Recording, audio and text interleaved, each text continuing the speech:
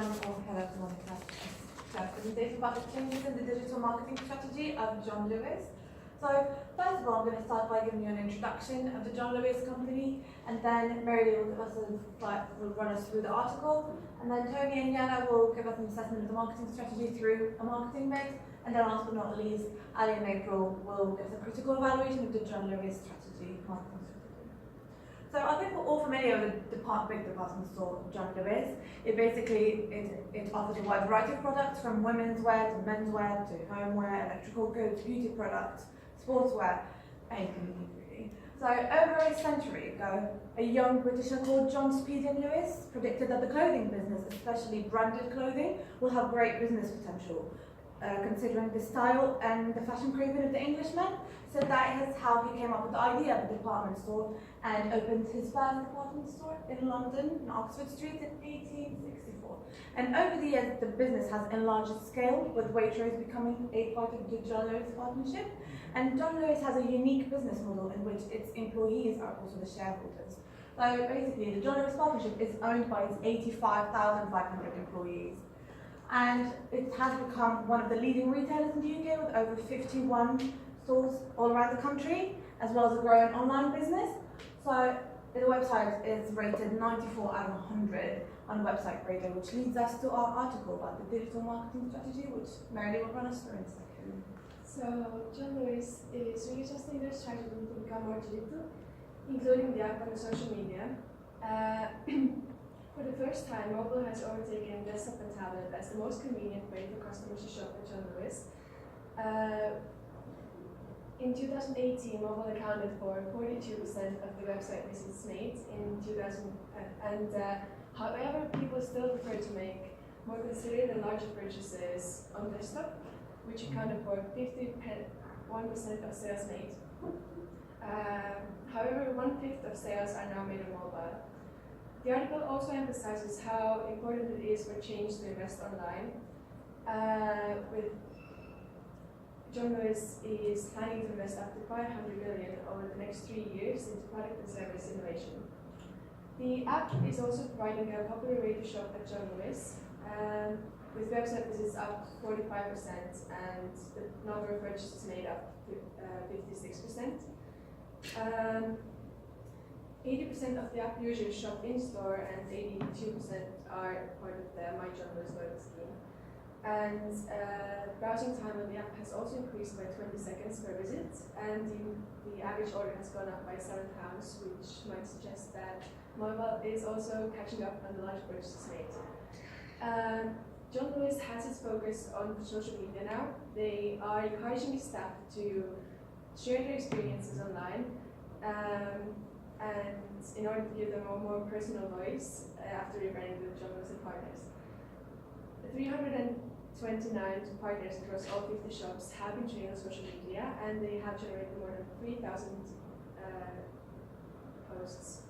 Moreover, John Lewis organized immersive poolside events in 2 of its locations with live music, which generated more than 400,000 Instagram posts and attracted more than 35,000 visitors.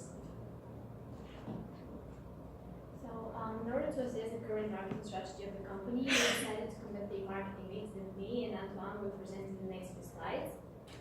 So, John Lewis is one of the leading premium retailers in the UK. According to their website, the aim of John Lewis is to provide unique customer experience by providing high-quality products and tailored services. The company offers a wide range of merchandise available from different sectors, such as homeware, clothing, accessories, child and baby clothes, as well as toys, sports, and electrical goods. In a nutshell, John Lewis everyone can find something that will suit their taste. The company not only stocks well-known brands such as Apple, Calvin Klein, Diesel, Ted Baker, and more, but it also has many collections from its own brand. What is more, besides offering various products, the company also provides multiple services ranging from personal styling, custom home decor, technical support, beauty treatments, optician services, and last but not least, even financial services. So when it comes to price, John Lewis Price has been never normally undersold since the 1920s. And what this essentially means is that the company will match the price if a competitor is offering the same product with less money. This is done by a price monitoring team who will keep checking the prices and adjust theirs accordingly if needed, both online and offline. A little fun fact for you, however, is that according to a survey in 2003, over half of the 1,000 people participating did not know what the slogan meant as a whole, and 21% thought it had the opposite meaning whatsoever. Most noticeably, 9 out of 10 people shared with the survey that they will not use the word undersold in their common usage. And that kind of put the slogan in question for being suitable. Regardless, an article by The Guardian points out that 99% dive in profits from 83 million to 1.2 million in the first 6 months of 2018 compared to last year. Chairman of the company, actually partnership now, Charlie Mayfield, attributed this job due to the changing marketplace with Brexit and how retailers are dropping their prices to never before seen lows, and John Lewis having to match these prices accordingly.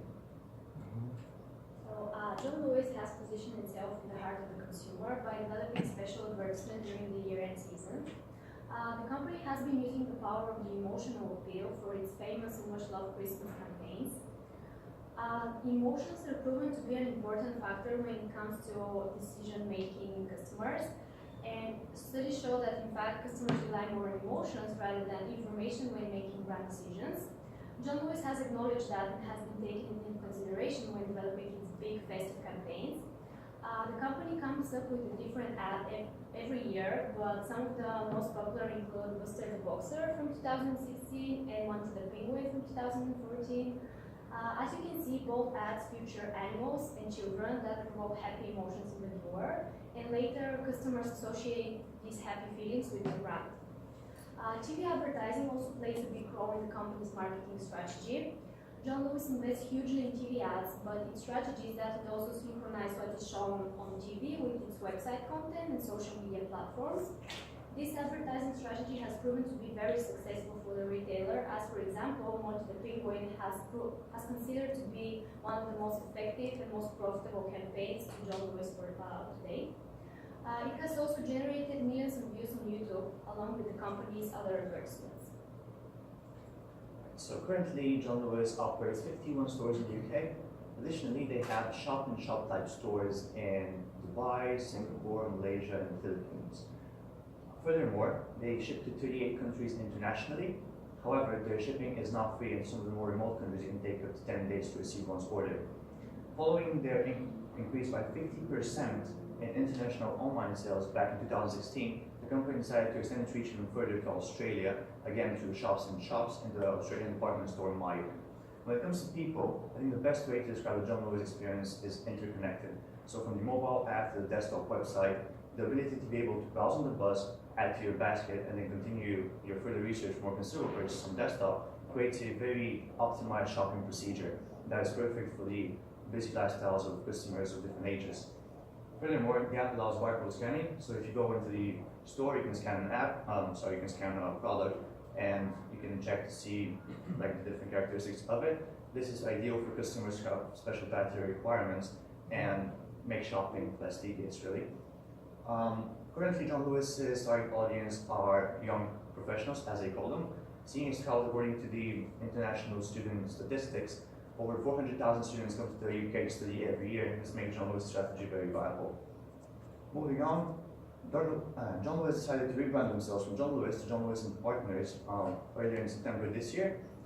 What this means for the company is, as mentioned earlier by Rasha, is that the company is now owned by its employees, and now there are shareholders as well. This kind of pushes them to be part of the company, making changes in a democratic way. But more importantly, is prompting employees to use any and all social media for any reviews they may have, maybe positive and negative reviews about their products, positive and negative reviews about the company as a whole. This creates a very, very genuine and informative posts for current customers and for future customers as well. And I'll pass over to Alistair, who will look at the benefits of both the website and the app. So, the first thing you'll notice about the app is that it has to be searched through a search engine. This can cause problems such as competitor adverts popping up for the use of paid search. This can cause older customers or less tech-savvy customers to have to go through loads of links in order to find the official John Lewis one. As you see as well, keyboard typing is less efficient. However, this will vary on a case-by-case basis. When you reach a site, there'll be a cookies pop-up as well, which will get in the way of some of the content which can put the customer off making the sale and distract them from what they're doing. This is the same story for the drop-down menus, which, even though they're quite useful for finding different categories of products, it does take up like a large portion of the screen, and again, actually a big distraction. Checking out is fairly similar to a mobile app, however the website does tend to buffer more, and it takes 37.17 seconds to purchase this nice looking Christmas tree on the website. However, on the app, you can see that the John Lewis app will load immediately, taking the customer to exactly where they were last. There are no pop-up risks on the app, which means the customer gets more inclusive, more direct, and kind of personal customer experience. Customer previous searches will be saved as well if they're logged in, which means yesterday, if you were looking at, say, a particular TV model or brand, and you forget it, you just go back to your history, click on it, take you straight there, and it saves you a lot of time. The app also has the feature of barcode shopping, which if you're out and about, you see a product you like, you can scan the barcode of it, check the features and attributes and stuff, and the app will tell you exactly what it is, and it kind of aids the customer in purchasing the product. Products are also shown in nice little groups, which can kind of like helps not overwhelm the customer, keeps them having a nice, happy shopping experience. And it took about 21.12 seconds. So, in comparison, in conclusion for the app and the website, we see that the mobile app reigns supreme. This is because it's much more efficient, having fewer pop-ups and fewer distractions that deter the customer away from making the purchase. The app also will take the customer straight to where they left off last, compared to the website, where if you go on the John Lewis website, it will just reset completely, so you have no history of what you're doing yesterday, you have to start again, so if you can't remember the exact model, like the microwave or the television or whatever, you just got to re-find it. When looking at the customer experience pyramid, we can see that the mobile app reigns supreme. This is because it hits much more criteria on it, having a better speed, better performance, and a better customer journey as a whole. The website does do this as well, however it does not do that as well, due to having slightly slower buying place. So, the article also states that there is not as much trust in the app because people tend to make more considered purchases on the website, bigger purchases. So I should say, what you're going to evaluate. So in terms of the positives of John Lewis' marketing strategy, is that they're really thinking about the trends of their consumers. So mobile shopping is increasing more and more. And in 2017, between September and December, the number of people who said prefer shopping on their mobile phones increased by 6%. And as we can see from the videos Ali took us through, John Lewis' mobile app is a lot faster on the website, which makes consumers more likely to shop through their mobile. Also, by staff contributing to promotional products through social media, it really builds a connection to customers on a personal level, and this really helps reassure customers about John Lewis products, about them being worth buying and really worth value. Thirdly, John Lewis threw 2 large events with live music to advance their inflatable hype, and they were very successful in terms of engaging lots of customers and increasing their sales. They also helped boost their online presence, as Mary mentions about the article. 400,000 Instagram posts were shortly uploaded after the event, and 70% of users look up their brand on Instagram to look at their online activity. So these Instagram posts were being very successful in terms of increasing their online engagement.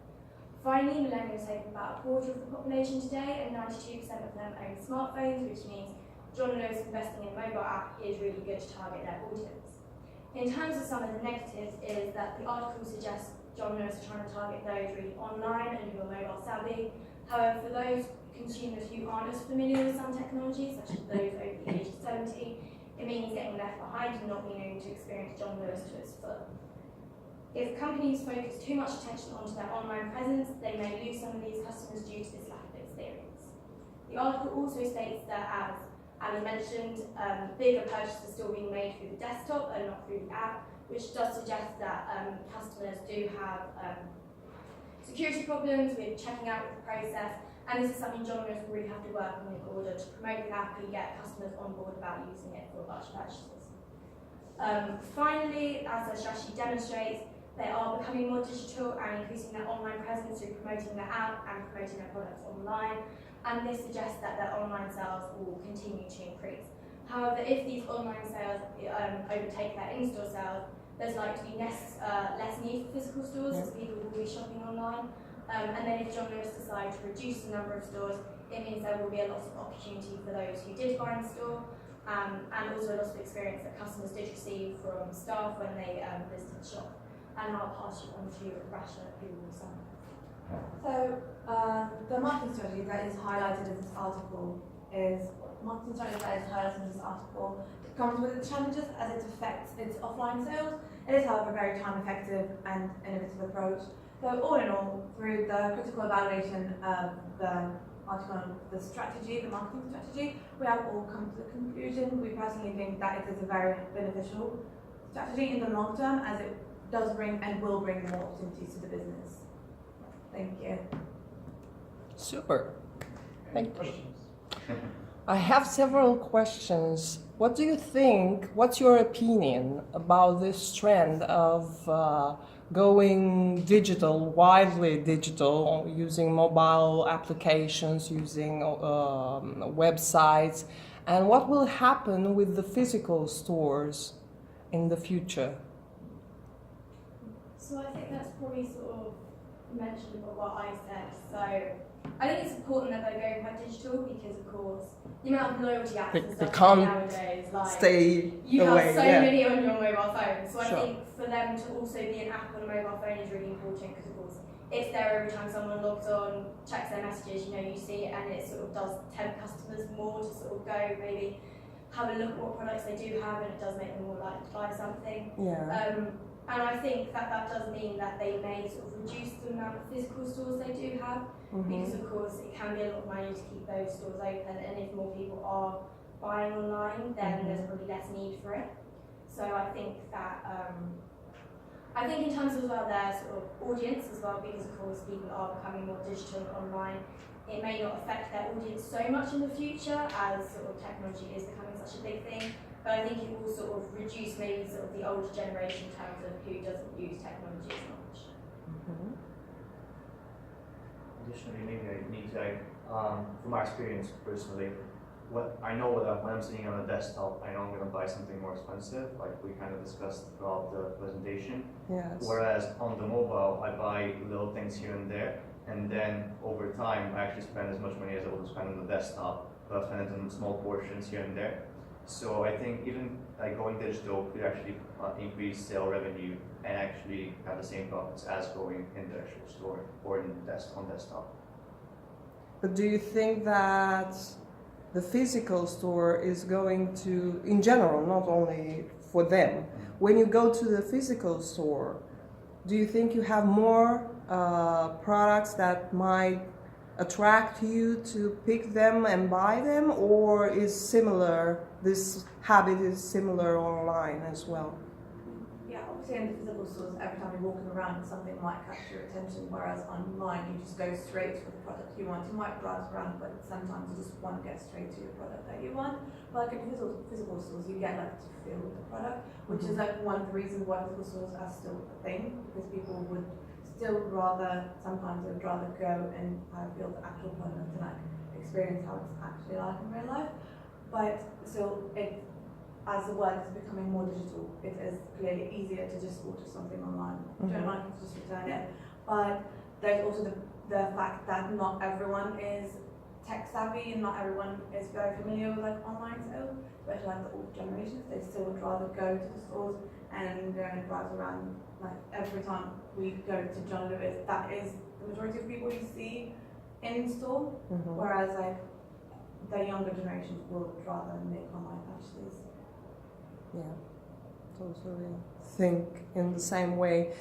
Do you know, my last question is, do you know what is the internal dynamic or strategy in terms of human resources, what John Lewis is putting in place nowadays, or quite for a few months? So in John Lewis stores, like you tend to get quite a lot of experts. So they're all Yes. in their specific departments. They know a lot of the products. They know exactly what kind of like where a customer segment's coming in. They know what that particular segment needs, what they're like, so what features and stuff they need, like on the laptop. Maybe a student's going to want something that's, say, got gaming capabilities or something. Whereas someone who's in the older generation may not need that. They might just want it for like a little bit of sending emails, something a bit more simple. But I think that's a very important aspect like it's a feature that John Lewis has that many other stores don't have. It's Mhm. like the customer service is what draws people in. Yes. There's also like a bit of direct marketing in that because having somebody physically there showing you how great your product is contributes a lot to the sale compared to where you're just online, you just see it, that it ends there. You have to make your own decision, but you might not know what all the things mean. Whereas an expert can take you through, say even for a fridge, there might be something in there that your fridge at home doesn't have, but without the knowledge from the in-store clerk, you'd have no idea what benefits it has, but it just adds that overall value to the whole shopping experience. Yeah. All right. Super. Thank you. Thank you.